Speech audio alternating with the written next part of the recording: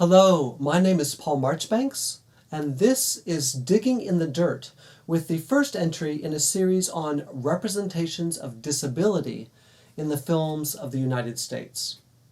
Today we're going to be talking about the Paramount production of Dr. Jekyll and Mr. Hyde from way back in the year 1920. Humans have an irritating tendency to other one another. We prefer binaries to continuums, and rigid categories to fluid boundaries. We actively seek opportunities to separate ourselves from others, as if we can't know who we are without defining quite clearly who we are not. We fixate on a characteristic we think central to our own sense of self, and then allow that one feature to operate as a wall instead of a bridge. Whether it's a trait tied to our bodies, temperaments, or ideas, we habitually gravitate towards the recognizable and steer clear of difference. Blame it on genetics, culture, or our fundamental brokenness as human beings, but we all seek out homogeneity in certain areas of our lives. There's a degree of comfort and ease in being able to predict the familiarity of similar folk with shared backgrounds and experiences. Unfortunately, in crowd requires an outsider against which to measure itself. Othering does come at a cost.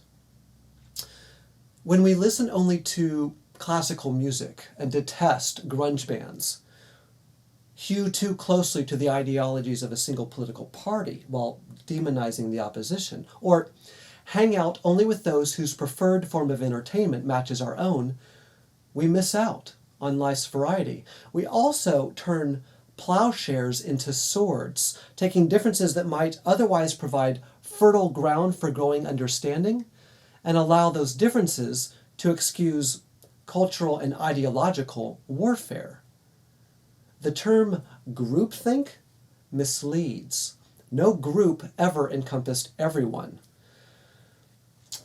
Why is this polarizing impulse so hard to starve and so easily fed? Perhaps one explanation lies in the speed with which we attach absolute value to facets of our identity. It's so much simpler to love or to hate aspects of our bodies, our school, or our nation than it is to embrace tensions within those identity markers.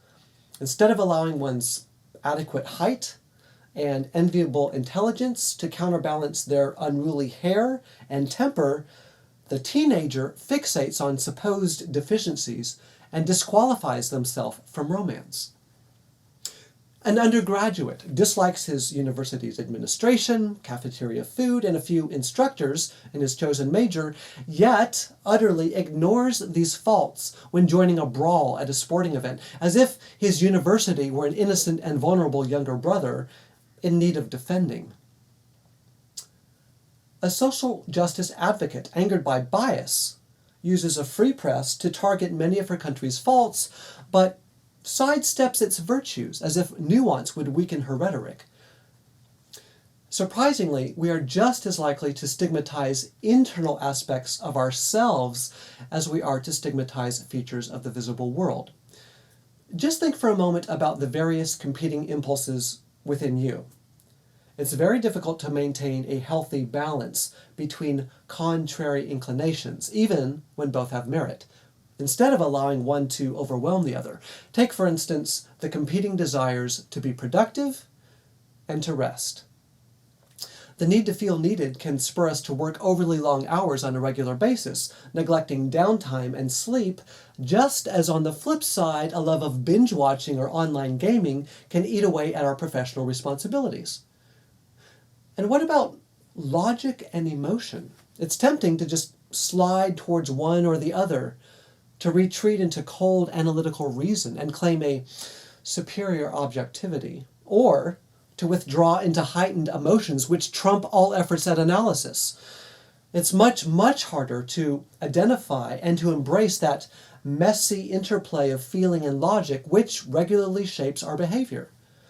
Gravitating towards one of these extremes may prove counterproductive socially, but as many of us have already discovered, Simplicity is so very seductive. And so it goes, as concerns the tension between fitness and education, responsibility and spontaneity, mercy and justice. It is so much easier to swing hard in one direction instead of regularly recalibrating your efforts in an effort to achieve balance between competing drives. It's a struggle that Dr. Jekyll of Robert Louis Stevenson's short novel, The Strange Case of Dr. Jekyll and Mr. Hyde, ultimately decides is not worth the effort. Eager to maintain the approval of his peers, Dr. Jekyll has worked hard both as a medical practitioner and a wealthy philanthropist committed to helping the needy. He wants others to take him seriously, and so he adopts a, quote, more than commonly grave countenance before the public. In secret, however, he likes to frolic, to have a good time. Stevenson refrains from giving us the precise details that we want, allowing Dr. Jekyll to note only that he had a certain impatient gaiety of disposition that led to what he vaguely terms irregularities and undignified pleasures. His actions, Jekyll argues, don't initially deserve any greater censure than this. Dr. Jekyll cannot reconcile his pleasures with his responsibilities. Convinced that having fun openly would destroy the public persona he has so carefully crafted, he instead lives an unhealthy, exhausting double life. Until, that is, he creates a potion in his private laboratory which can separate the two sides of his psyche, granting each half of his dual nature the freedom to express itself without having to consider the appeals of its opposing half. Call it the ultimate solution for all your compartmentalization needs, a quick fix cure for inconsistency. The thing is, completely separating his fun-loving impulses from his hard-working sensibility instead of allowing them to temper one another turns Jekyll's love of pleasure into a hard-edged hedonism which devolves into plain wickedness. As Mr. Hyde, his alter ego, he repeatedly engages in behavior he labels evil. The resulting tension between his two halves is obviously intended to echo the conflict between virtue and sin described by Paul of Tarsus in the book of Romans, chapter 7. Paul writes, quote, "For I do not do the good I want, but the evil I do not want is what I keep on doing." Now, Mr. Hyde feels no guilt whatsoever while engaging in nefarious behavior, quote, drinking pleasure with bestial avidity from any degree of torture to another person. Hyde revels in selfish behavior and takes pleasure in others' pain. When he transforms back into the respectable public citizen, however, shame overtakes him, and Dr. Jekyll tries to counterbalance the suffering he's caused by trebling his contributions to charitable causes. Unfortunately for Dr. Jekyll, this fraught dualism is not sustainable. His evil doppelganger begins to engage in violent, even murderous behavior, and starts to assert himself of his own accord, without Dr. Jekyll's having even ingested the transformative potion. Stevenson appears to be suggesting that compartmentalization doesn't work out so well long term. His novel implies that however challenging it may be to tackle head-on the struggle between competing impulses, it's far preferable to pretending that they can be dealt with separately. Paramount Studios' 1920 adaptation of Dr. Jekyll and Mr. Hyde radically alters this moral calculus. Dr. Jekyll, played by John Barrymore, the grandfather of Drew Barrymore, functions as a paragon of virtue without a selfish bone in his body.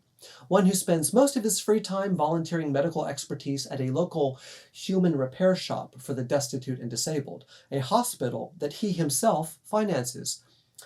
He is so committed to his charitable work in the film that he consistently neglects his long-suffering love interest, a feminine addition to the tale whom Hollywood apparently thought necessary to market the film. Midway through the story, young Millicent also serves a rather Victorian role as what poet Coventry Patmore called an angel in the house, a morally pure symbol who pierces the darkness lately swirling around Dr. Jekyll, and to whom he clings desperately in an effort to course correct. As one of the film's intertitle cards explains, Jekyll suddenly asks Millicent to marry him in hopes of giving a hostage to his soul. The presumption here, of course, is that a good woman provides a kind of moral safeguard, that she inhabits, according to Victorian writer Sarah Ellis, quote, a sphere in which the elements of discord cannot with propriety be admitted, and, quote, a world of deeper feeling in which no selfish, worldly, or vulgar thoughts could mingle. Ironically, Millicent is the daughter of the very man who drew Dr. Jekyll to the dark side. Sir George Carew, an experienced man about town who resembles nothing like the Carew of the novel, challenges Jekyll's belief that helping others is the best way to develop one's own potential. Carew's suggestion that, quote, the only way to get rid of a temptation is to yield to it, is a quote torn straight from Oscar Wilde's The Picture of Dorian Gray, yet another late Victorian novel that explores the bending of moral absolutes. In one very important way, the film resembles Wilde's novel more than Stevenson's. The Picture of Dorian Gray and Paramount's film both rely on an eons-old physiognomic formula which equates deformity with villainy and beauty with virtue. In Stevenson's novel, by contrast, Mr. Hyde is small and pale, but the narrator observes that he, quote, gave an impression of deformity without any nameable malformation. Stevenson boldly suggests that virtue requires facing one's own contrary impulses, not sequestering them, and even more radically, that vice does not visibly inscribe itself across the body. In the film, on the other hand, Hyde's deformity signals his malevolence. Hollywood has rarely had qualms about perpetuating ableist stereotypes, and this early, silent film demonstrates how far back the trend can be traced. Hyde's body sports a cornucopia of often stigmatized cognitive and bodily differences, typically associated with disease and disabling conditions. His elongated cranium, distended towards the back and visible whenever he removes his hat, recalls the malformations wrought by hydrocephaly and craniosynostosis. His elongated fingers, which extreme close-ups capture during each transformation, mirror those present with arachnodactyly, a key symptom of Marfan syndrome. The extreme curvature of his spine suggests kyphosis. His sparse and thinning hair denotes significant alopecia, his rotting gums signal periodontitis, and the striations along his throat signal the sagging skin associated with advanced age. Add to this his sexual looseness, a moral fault highlighted by the kind of explicit shots later discouraged by the Hays Code, and you have what American culture would have considered the consummate degenerate. What do you think? To what degree are American culture and entertainment still dependent on such prejudicial assumptions? How much have we actually changed in recent decades?